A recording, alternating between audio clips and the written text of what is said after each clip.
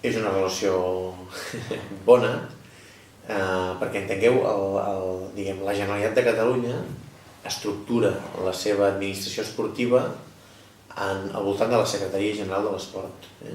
Hi ha el secretari general de l'Esport, que és l'Ivan Tibau, i d'ell penja el que és tota l'estructura administrativa, que s'organitza en el Consell Català de l'Esport.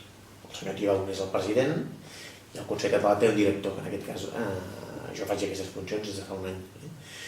Una de les funcions que tenim com a Consell Català de l'Esport és donar suport a les federacions esportives per tal que desenvolupin activitat en el territori.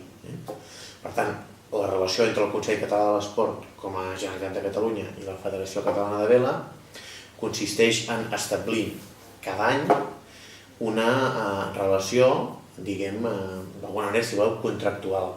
La federació ens presenta un seguit de programes, escolteu, durant l'any 2014 faré aquestes activitats, aquestes competicions, etc. En base a aquest pla de treball que la federació ens presenta, el Consell Català de l'Esport el que fa és dir, doncs mira, em dono uns recursos públics per ajudar-te a tirar endavant aquestes activitats.